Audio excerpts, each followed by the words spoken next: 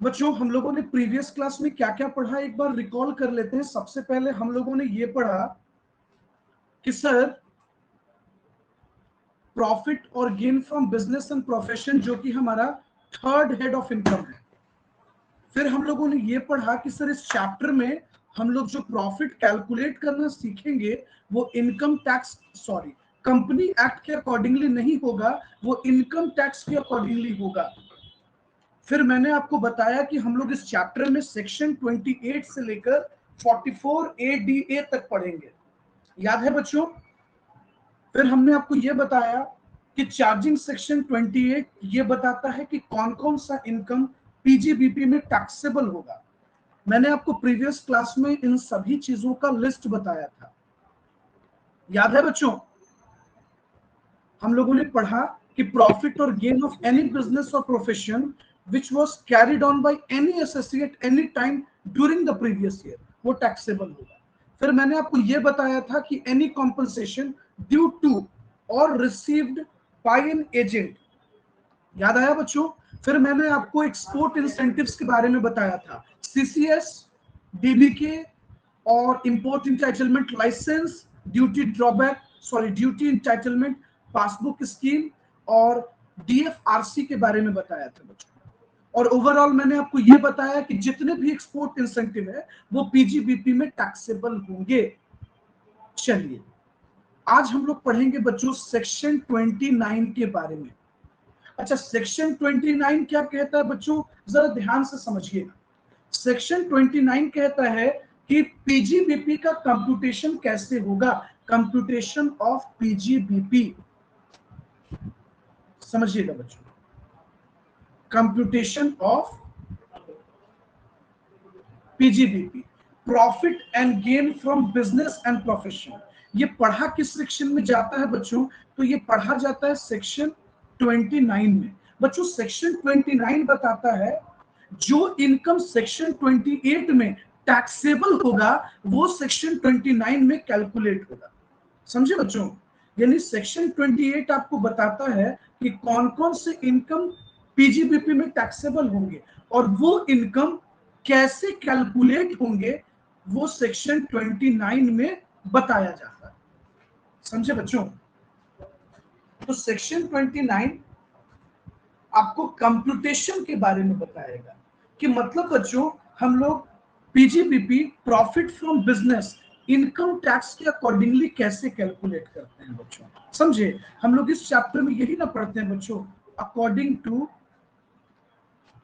Income tax. समझे बच्चों? ये अकॉर्डिंग टू इनकम टैक्स ये कैसे होगा।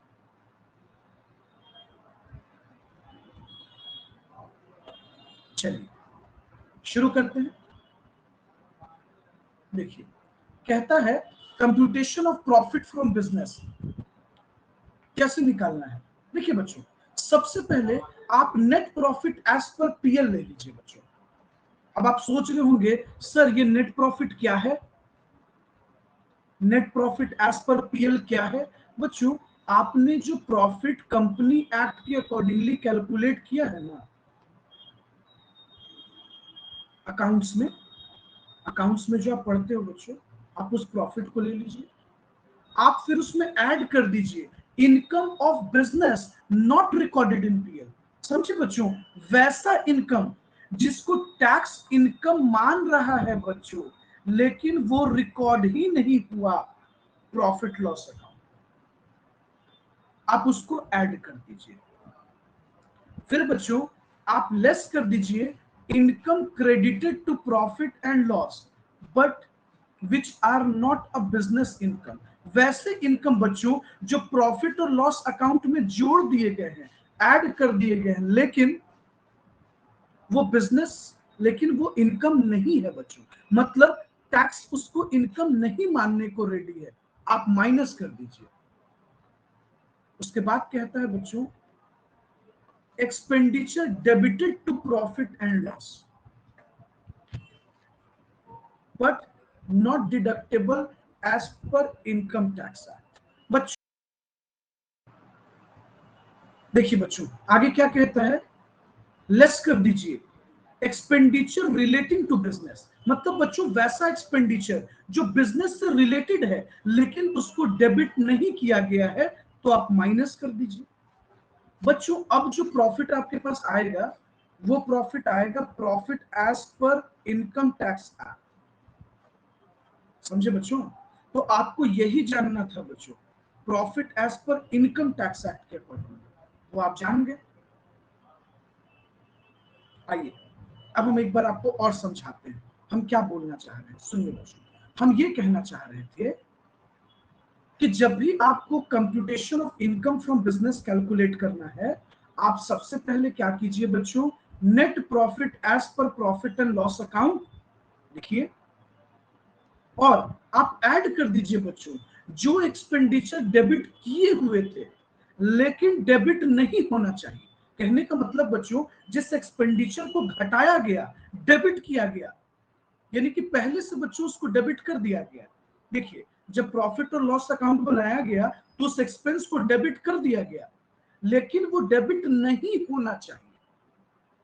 तो बच्चों जो एक्सपेंडिचर डेबिट हो चुका है, मतलब माइनस किया जा चुका है, उसको आप वापस क्या करोगे, क्रेडिट कर दोगे, मतलब वापस ऐड कर दो। समझे बच्चों? फिर देखिए आगे कहता है बच्चों, जो एक्सपेंडिचर डेबिट होने चाहिए थे लेकिन डेबिट नहीं हुए बच्चों, मतलब एक्सपेंडिचर डेबिट होना चाहिए था, चाहिए थे लेकिन हुए नहीं, डेबिट नहीं हुए, आप वैसे खर्चों को, वैसे एक्सपेंसेस को घटा दीजिए। समझे बच्चों? जो इनकम क्रेडिट होना चाहिए था लेकिन क्रेडिट नहीं हुआ, समझिएगा बच्चों, एक्सपेंडिचर को ऐड होना था लेकिन ऐड नहीं हुआ, आप ऐड कर दो। और आगे कहता है बच्चों, जो इनकम क्रेडिट किए हुए थे लेकिन वो क्रेडिट नहीं होना चाहिए था, आप माइनस कर दीजिए। मतलब बच्चों को टैक्सेशन लॉ के अकॉर्डिंगली, इनकम टैक्स के अकॉर्डिंगली क्रेडिट नहीं होना चाहिए और वो अकाउंट्स के अकॉर्डिंगली ऐड हो चुका है, आप लेस कर दो। अब जो आपके पास इनकम आएगा बच्चों, ये होगा इनकम फ्रॉम, मतलब प्रॉफिट एज पर बिजनेस, मतलब इनकम टैक्स के अकॉर्डिंगली। अच्छा ये मैंने आपको समझने के लिए लिखा है बच्चों, income as per income tax. बच्चों हम इंट्रो के क्लास में आपको यही तो समझाने की कोशिश कर रहे थे ना कि हम लोगों को अब जो प्रॉफिट कैलकुलेट करना है वो as per income tax, not as per accounts.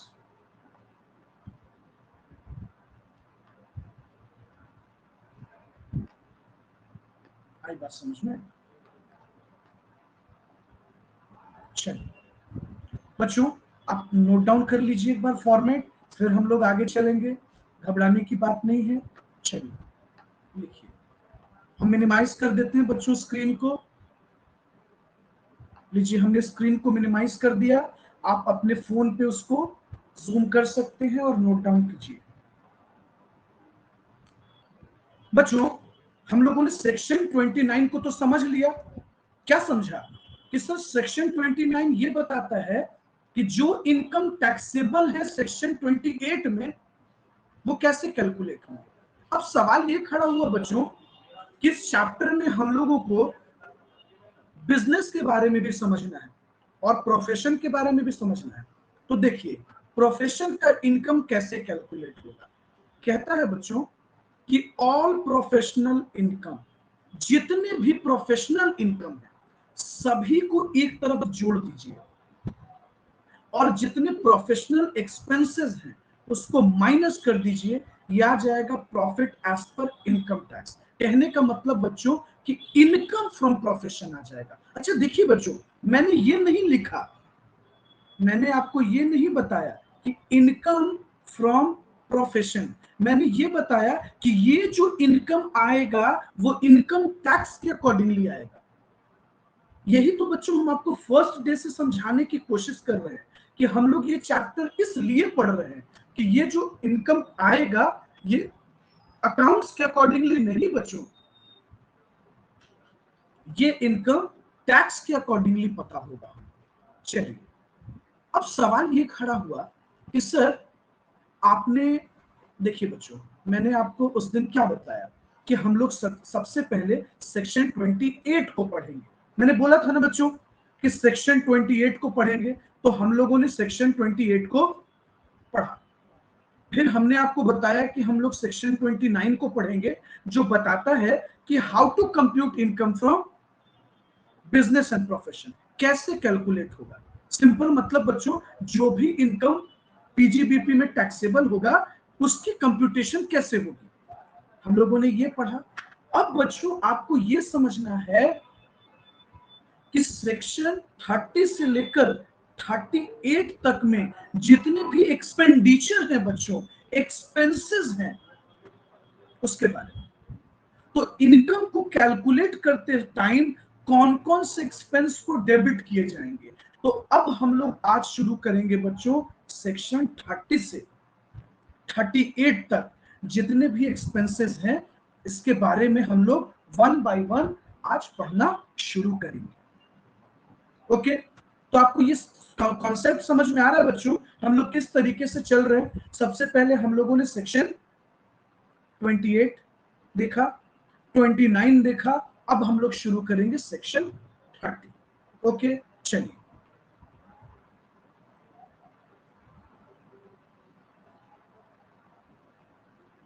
देखिए बच्चों, एक्सपेंसेस अलाउड। देखिएगा बच्चों, बड़ा इंटरेस्टिंग मामला है। Expenses allowed, expenditure allowed. अब आप सोच रहे होंगे कि सर एक्सपेंडिचर अलाउड का क्या मतलब है, आप क्या बताना चाह रहे हैं। सिंपल भाई साहब, हम आपको ये बताना चाह रहे हैं कि मतलब ये सब एक्सपेंस डेबिट किए जाएंगे। कहने का मतलब बच्चों, इन सब एक्सपेंसेस को इनकम टैक्स एक्सपेंस मानने को रेडी है। समझे बच्चों, इनकम टैक्स कहता है कि ये सब एक्सपेंस खर्च है। समझे, देखिए मतलब ये सब एक्सपेंस डेबिट किए जाएंगे। अब आप सोच ही रहे होंगे कि सर चलिए शुरू कीजिए कहानी। नहीं बच्चों, इससे पहले हम आपको एक बात बताना चाहेंगे एक्सपेंडिचर के नेचर के बारे में। ठीक है, थोड़ा सा सब्र कीजिए। देखिए,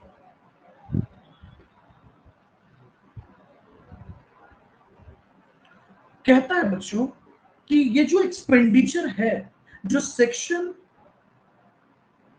30 से लेकर 38 तक के बीच है बच्चों, या तो इसका नेचर रिवेन्यू होगा, रिवेन्यू एक्सपेंडिचर, या कैपिटल एक्सपेंडिचर। सुनिएगा बच्चों, रिवेन्यू एक्सपेंडिचर या कैपिटल एक्सपेंडिचर। कहता है बच्चों, अगर ये revenue expenditure personal in nature, समझिएगा बच्चों, पर्सनल इन नेचर है, तो इन सभी एक्सपेंसेस को बच्चों डिसअलाउड कर देती है इनकम टैक्स। कहती है कि भाई साहब ये सब एक्सपेंसेस हम 100% डिसअलाउड करते हैं। अच्छा, डिसअलाउड का मतलब बच्चों, अब आप सोच रहे होंगे ना सर इसका मतलब क्या हुआ, आप क्या कहना चाह रहे हैं, प्लीज सर जरा बता दीजिए। कहने का मतलब बच्चों कि इनकम टैक्स, इनकम टैक्स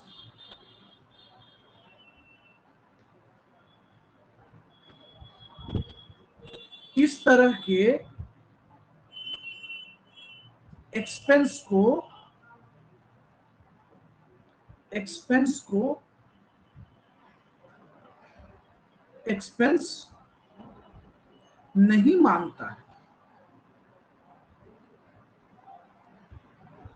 अब आप सोच रहे होंगे कि सर ये तो हम लोग समझ गए कि ये एक्सपेंस नहीं मानता है, सर इसका कोई और मतलब भी निकलता है। हाँ बच्चों, बिल्कुल निकलता है। सुनिए जरा ठंडे दिमाग से, अगर किसी पर्सन ने प्रॉफिट और लॉस अकाउंट पर इस पर्सनल एक्सपेंसेस को अगर डेबिट कर दिया है अकाउंट्स में, तो इनकम टैक्स कहता है कि हम इस एक्सपेंस को एक्सपेंस नहीं मानते।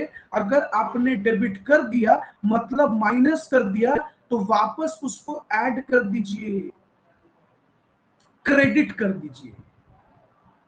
समझ रहे हो बच्चों, तो पर्सनल एक्सपेंसेस आर 100% डिसअलाउड। समझे बच्चों, इनको डिसअलाउड कर दिया गया। मतलब इनकम टैक्स इस तरह के एक्सपेंस को एक्सपेंस नहीं मानती, और अगर ये डेबिट कर दिए गए हैं तो वापस क्रेडिट कर दिए जाएं, और अगर माइनस किए ही नहीं गए हैं तब तो कोई दिक्कत नहीं है। अब देखिए, अब कहता है कि अगर ये रेवेन्यू एक्सपेंडिचर बिजनेस पर्पस में किया गया है, सुनिएगा बच्चों, बिजनेस पर्पस में किया गया है, तो इनकम टैक्स कहता है कि 100% अलाउड है। सुनिएगा बच्चों, इनकम टैक्स का कहना है कि 100% अलाउड है। ये बिल्कुल बिजनेस के एक्सपेंसेस हैं, और आप इसको माइनस कर लीजिए, लेस कर लीजिए, डिडक्ट कर लीजिए। In year in which expense is incurred, जिस ईयर में एक्सपेंसेस को किया गया, जिस ईयर में एक्सपेंस को इनकर्ड किया गया, आप घटा लो। लेकिन एक शर्त है। आप सोच रहे होंगे सर वो शर्त क्या है, आप क्या कहना चाह रहे? Subject to section 43B। देखिए, जिस बच्चों ने पहले क्लास कर रखा है उनको तो समझ में आ रहा होगा, लेकिन जिन्होंने नहीं पढ़ा है उनको थोड़ा प्रॉब्लम है। समझिए बच्चों, सेक्शन 43B कहता है ये पेमेंट बेसिस पर होगा। मतलब बच्चों, जब तक तुम एक्सपेंस का पेमेंट नहीं करते हो ड्यू डेट तक, टैक्स पे करने वाले दिन तक, जब तक तुम पेमेंट नहीं कर दोगे, एक्सपेंसेस पेड नहीं कर दोगे, तब तक डिडक्ट नहीं होगा। समझे बच्चों, सिर्फ बोल देने से कि ये एक्सपेंस मुझे देना है, ये एक्सपेंस पेबल है, अलाउड नहीं है बच्चों। पेबल बेसिस पर नहीं, सिर्फ पेड बेसिस पर। जब तक पेड नहीं होगा तब तक वो लेस नहीं। समझे बच्चों, तो ये पेमेंट बेसिस पर अलाउड है। मतलब तुम जितना एक्सपेंस पे करोगे उतना ही लेस करने मिलेगा, तुम जितना एक्सपेंस पे नहीं करोगे वो एक्सपेंस लेस करने नहीं दिया जाएगा, मतलब वो डिसअलाउड कर दिए जाएंगे। Have you got it? समझ में आया क्या आपको? Yes sir. अरे बोलो, कुछ तो बोलो। Yes sir. Yes sir. अब आते हैं बच्चों कैपिटल एक्सपेंडिचर पे। बच्चों, इनकम टैक्स कहता है कि अगर वो कैपिटल एक्सपेंडिचर पर्सनल है, 100% डिसअलाउड, वो आपको लेस करने नहीं दिए जाएंगे बच्चों। और इन द केस अगर वो डेबिट कर दिए गए हैं तो जोड़ दिए जाएंगे। अब तुम सोच रहे हो कि सर आप क्या बता रहे हैं? देखिए, अभी मैंने कुछ आपको यहां लिखा था, देखिए,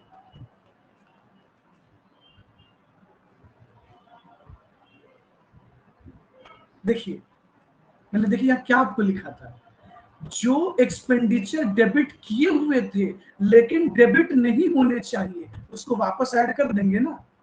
यही हम बताना चाह रहे हैं बच्चों, डिसअलाउड का मतलब। ओके, चलिए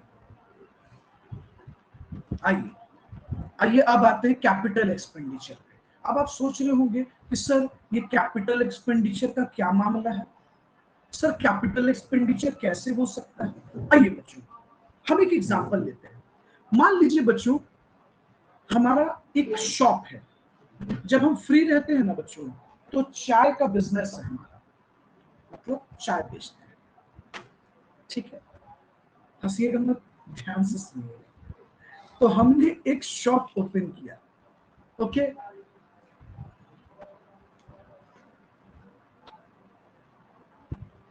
ये देखिए, एक शॉप ओपन किया, तो बच्चों हमने इसमें एक पार्टीशन करवाया। ये वेटिंग लॉन्च है जहां लोग अपना आराम से बैठकर बच्चों चाय पीते हैं, बातचीत करते हैं, और यहाँ हम लोग का किचन है। अब देखिएगा, और बच्चों इसमें लगभग मान लीजिए 3 लाख रुपीस का टोटल एक्सपेंस लगता है। अब रिमार्केबल बात यह है, जो आप ये सोच रहे होंगे कि सर ये एक्सपेंडिचर तो कैपिटल इन नेचर। बच्चों point to be noted, sir ये जो कैपिटल एक्सपेंडिचर है, क्या आपको डेप्रिसिएशन करने मिलेगा? सर दुकान का मालिक तो लैंडलॉर्ड है बच्चों, लैंडलॉर्ड तो लेस कर नहीं सकता, सॉरी ये डेप्रिसिएशन तो लैंडलॉर्ड को करना चाहिए टेक्निकली। बच्चों तुम सोचो, बच्चों एक बात बताओ, अगर हमें अकाउंट्स कहता है कि डेप्रिसिएशन वही देगा जो ऑनर है, बच्चों उस हिसाब से तो मेरा एक्सपेंस करना व्यर्थ चला गया। आप सोचिए ना बच्चों, उस तरीके से तो फिर कोई भी शॉपकीपर, कोई भी बिजनेसमैन बच्चों एक्सपेंस ही नहीं करेगा। तो पता है बच्चों, इसके रिगार्डिंग एक प्रोविजन बनाई गई टैक्सेशन में। पता है बच्चों, इनकम टैक्स कहता है कि ठीक है आप डेप्रिसिएशन लेस कर लो। तो कैसे लेस कर लो? कहता है कि आपने जितना एक्सपेंस किया है ना बच्चों, समझिएगा बच्चों, जितना एक्सपेंस किया है आप उतने के ऑनर हो। डीम्ड बिल्डिंग, समझिए बच्चों, डीम्ड बिल्डिंग, तो इस शॉप का डीम्ड बिल्डिंग मान लिया गया है बच्चों। और जो मैंने 3 लाख रुपया पार्टीशन पे खर्च करवाया बच्चों, उसको बनवाने में, फिनिशिंग में, उसका हमको डेप्रिसिएशन मिल जाए, मतलब उस 3 लाख तक के ही हम मालिक बन गए। इसलिए कहा जाता है बच्चों allowed but in form of depreciation. समझे बच्चों, डेप्रिसिएशन के रेशियो में हमको लेस करने दे दिया जाए। आई बात समझ में? डेप्रिसिएशन के रेशियो में हमें अलाउ कर दिया जाएगा साहब। ओके, अच्छा अकाउंट्स में हम ऐसा नहीं पढ़ते बच्चों, लेकिन आप थोड़ा प्रैक्टिकली सोचो ना बच्चों, अगर ऐसा कोई प्रोविजन नहीं होता तो कोई काम करता बच्चों। इसलिए हम आगे आपको और बताएंगे, लेकिन अभी सिर्फ मैंने आपके दिमाग में फ्रेम किया। बोलो आपको ये बात समझ में आया कि नहीं आया? मतलब सर जितना हम खर्च करेंगे बिल्कुल, उसी पे डेप्रिसिएशन चार्ज करेंगे। हाँ, हम उतने एक्सपेंस के ऑनर बन जाते हैं बच्चों, उतने खर्च के हमें तो मालिक उसका बना। हिस्सा मेरा हुआ। बिल्कुल, जैसे मान लो हम लोगों ने एक पार्ट, मान लो जी कोचिंग पर एक क्लास का हम लोगों ने पार्टीशन करवाया, तो पार्टीशन में जो खर्च लगा उतने के लिए हम लोग ऑनर बन गए। और इनकम टैक्स कहता है कि आप वो डीम्ड बिल्डिंग है, वो उतना हिस्सा बच्चों डीम्ड माना जाएगा, डीम्ड बिल्डिंग। और कहता है आप डेप्रिसिएशन ले लो, क्योंकि वो कैपिटल इन नेचर है, तो आप स्लोली राइट ऑफ करो। समझे? Yes sir. आइए आप धीरे धीरे कहानी और आगे बढ़ाते हैं। सबसे पहला सेक्शन हम आपसे शुरू करते हैं, सेक्शन नंबर 30। सब लोग ध्यान से एकदम से सुनते जाइए और मेरी बातों को समझते जाइए। अंडर सेक्शन 30 देखिए कहता है बच्चों, जब भी कोई बिजनेसमैन, कोई प्रोप्राइटर रेंट पे करता है, रेट्स पे करता है, टैक्सेस पे करता है। अच्छा टैक्स का सेंस मतलब म्युनिसिपल टैक्स बच्चों, तुम कंफ्यूज मत हो जाना, म्युनिसिपल टैक्स की हम बात कर रहे हैं। बिल्डिंग पर अगर हम रिपेयर कॉस्ट पे करते हैं अदर देन कैपिटल, सिर्फ हम रेवेन्यू एक्सपेंडिचर की बात करते हैं, या हम बिल्डिंग का इंश्योरेंस करवाते हैं बच्चों, तो कहता है कि these expenses are allowed as expenditure। समझिएगा बच्चों, सेक्शन 30 कहता है बच्चों कि these expenses are allowed as expenditure, मतलब हम डेबिट कर सकते हैं। मतलब बच्चों इन सभी एक्सपेंडिचर को घटाया जा सकता है, डेबिट किया जा सकता है। ओके, लेकिन इसमें थोड़ा सा एक क्लॉज है बच्चों, ध्यान से सुनिएगा। मान लीजिए बच्चों,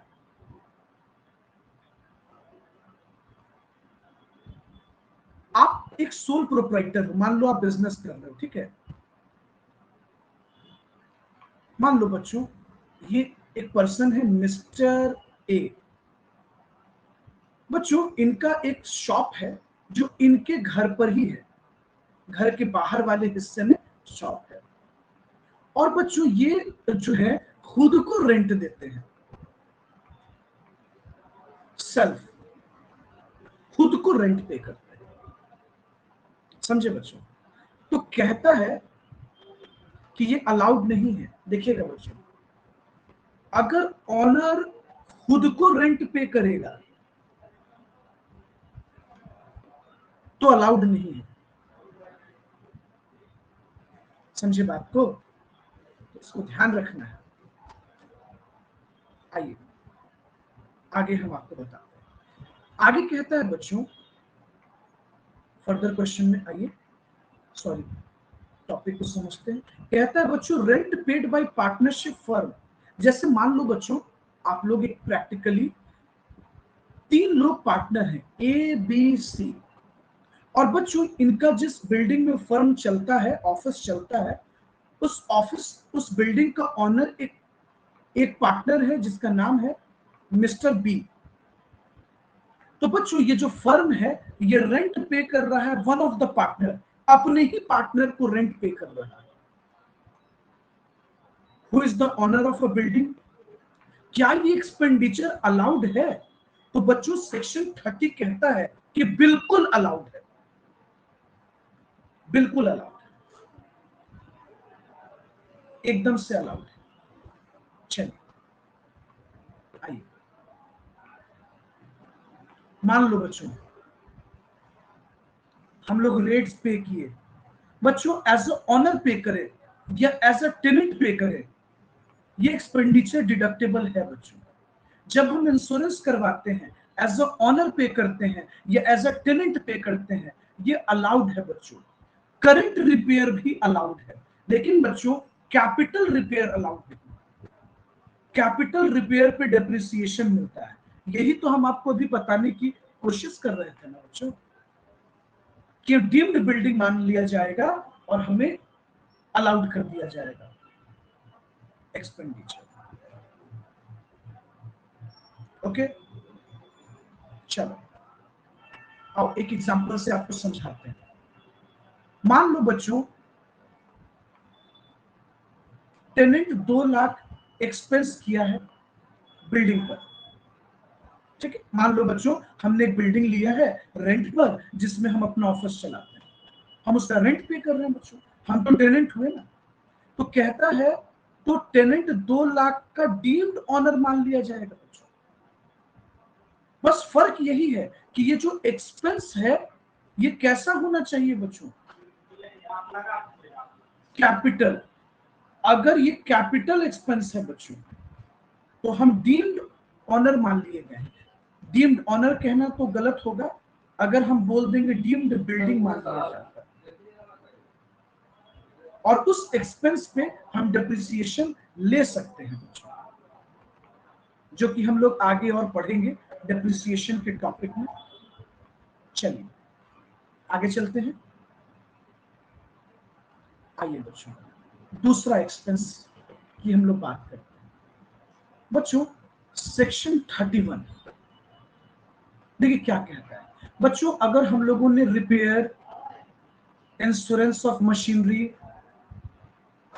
या टैक्सेस पे करते हैं, रेट्स पे करते हैं प्लांट और मशीनरी पर या फर्नीचर पर बच्चों, और ये सब बिजनेस में इस्तेमाल हो रहा है बच्चों, ठीक है। पर्सनल कोई बात नहीं कर रहे हैं बच्चों हम लोग, ये बिजनेस में इस्तेमाल हो रहा है। तो सेक्शन 31 कहता है बच्चों, अगर आप रेंट पे करते हैं मशीनरी का, समझिएगा बच्चों, अगर आप रेंट पे करते हैं मशीनरी का, आप रेंट पे करते हैं प्लांट का, आप रेंट पे करते हैं फर्नीचर का, और बच्चों ये तीनों एसेट्स बिजनेस में यूज हो रहा है, बिजनेस में यूज हो रहा है, तो लॉ कहता है बच्चों कि these expenses are allowed as deduction. मतलब बच्चों इन सभी एक्सपेंस को एक्सपेंस माना जाता है, हम एक्सपेंस मानेंगे और हम इसको डिडक्ट करेंगे, लेस करेंगे, और ये एक्सपेंस अलाउएबल होगा बच्चों, लेस किए जाएंगे, घटाए जाएंगे, इसको कोई रोक नहीं सकता है, अलाउड है, आप माइनस कर सकते हैं। आई बात समझ में?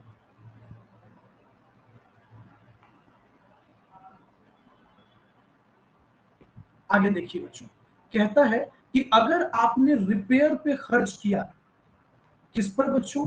आपने रिपेयर पे एक्सपेंस किया, प्लांट, मशीनरीज, फर्नीचर्स, आप लेस कर सकते हो। Other than capital, capital expenditure नहीं होना चाहिए। आपने इंश्योरेंस पे खर्च किया बच्चों, मशीनरी पे, प्लांट पे, फर्नीचर पे, अलाउड है। आप रेट्स पे करते हैं, आप टैक्सेस पे करते हैं, अलाउड है। तो सेक्शन 31 कहता है ये अलाउएबल एक्सपेंडिचर है, ये सब डिडक्टेबल है, डिडक्ट किए जा सकते हैं, और अगर नहीं डिडक्ट किए गए तो लेस कर लिए जाएंगे। कोई प्रॉब्लम बच्चों?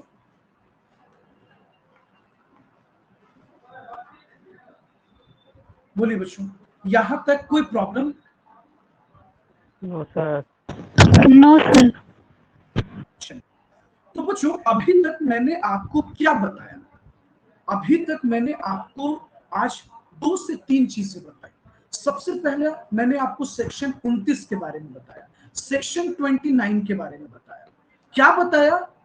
ये बताया कि सेक्शन 29 ये बताता है कि पीजीबीपी में, मतलब सेक्शन 28 में जो इनकम टैक्सेबल माने गए हैं, चार्जेबल माने गए हैं, वो कैसे कैलकुलेट होंगे, ये सेक्शन 29 बताता है। बोलो हाँ या ना? Yes sir. ठीक है। फिर मैंने आपको ये बताया कि सेक्शन 29 आपको फॉर्मेट बताता है कि बिजनेस का इनकम कैसे कैलकुलेट किया जाएगा और प्रोफेशन का इनकम कैसे कैलकुलेट किया जाएगा। ये देखिए बच्चों, प्रोफेशनल इनकम कैसे कैलकुलेट होगा और बिजनेस इनकम कैसे कैलकुलेट होगा, मैंने आपको ये बताया। फिर हम लोगों ने ये पढ़ा बच्चों एक्सपेंडिचर के बारे में, कैपिटल और रेवेन्यू। फिर मैंने आपको ये बताया कि इनकम पीजीबीपी में बच्चों जितने एक्सपेंडिचर अलाउड हैं वो सेक्शन 30 से लेकर 38 तक बताए गए। ओके। फिर मैंने आपको सेक्शन 30 बताया, 31 बताया। अब हम लोग बच्चों डेप्रिसिएशन के बारे में पढ़ेंगे। ओके, शुरू करें बच्चों? सर बोलिए। देखिए बच्चों, सेक्शन 32 क्या बोल रहा है? Depreciation under section 32। सबसे पहले तुम ये समझेंगे बच्चों, क्वालिफाइड एसेट्स मतलब किस एसेट्स पर डेप्रिसिएशन दिया जाएगा। क्वालिफाइड एसेट्स क्या है, किस किस एसेट्स पर मिलेगा? मतलब क्वालिफाइड एसेट्स कहने का मतलब बच्चों किस किस एसेट्स पे डेप्रिसिएशन दिए जाएंगे। तो सबसे पहले बच्चों सेक्शन 32 के अकॉर्डिंगली 2 कैटेगराइजेशन कर दिया गया, टेंजिबल और इंटेंजिबल। क्या कर दिया गया बच्चों? एक टेंजिबल हो गया अपना, दूसरा इंटेंजिबल हो गया। टेंजिबल में बच्चों बिल्डिंग है, मशीनरी है, प्लांट है, फर्नीचर है, बांट दिए गए। इंटेंजिबल में नोन हाउ, टेक्नोलॉजी को कहते हैं बच्चों, टेक्नोलॉजिकल राइट को, पेटेंट राइट हो गया बच्चों, कॉपीराइट हो गया, ट्रेडमार्क हो गया, लाइसेंस फी हो गया, फ्रेंचाइजी हो गया, ये रख दिया गया है बच्चों। और सबसे इंपॉर्टेंट बात कि सभी के रेट्स भी बताए गए हैं। समझे बच्चों, इनकम टैक्स में रेट भी प्रिस्क्राइब्ड है, किस एसेट्स पे डेप्रिसिएशन क्या लगेगा। रेट ऑफ डेप्रिसिएशन,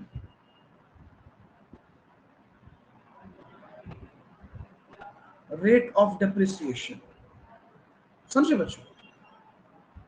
ये रेट भी हम लोग को पढ़ना है कि किस एसेट्स पर कितना रेट लगेगा, ये ऑलरेडी बता दिया गया है बच्चों।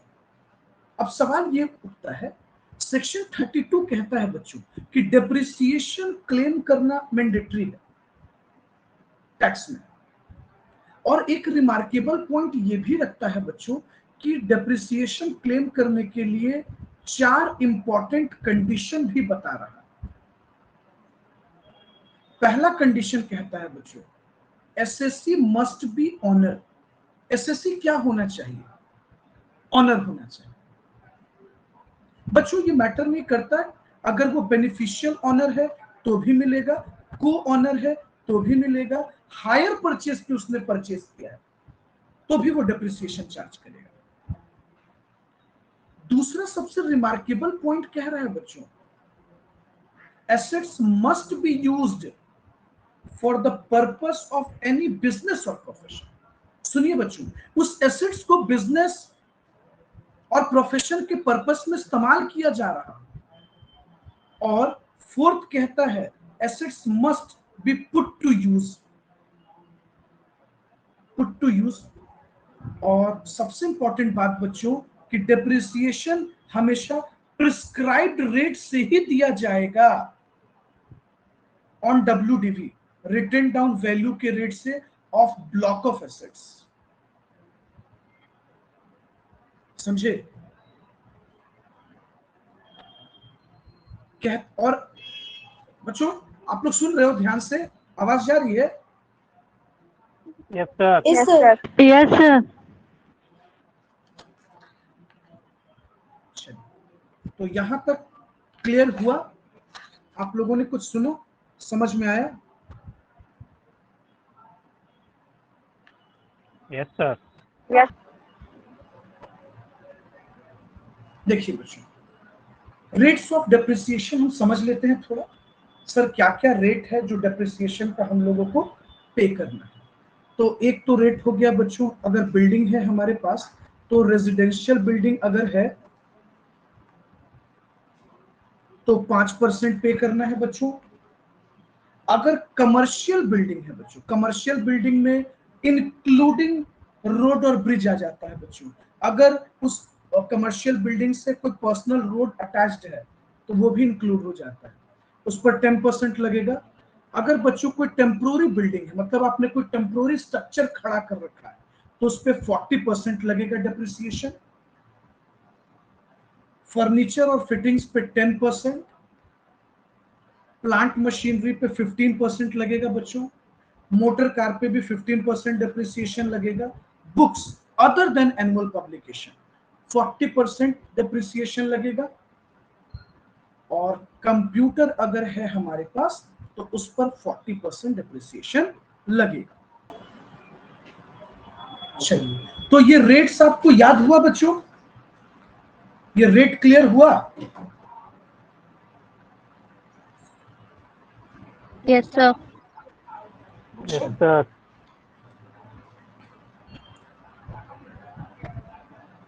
Yes sir. याद हो गया? बढ़िया है पर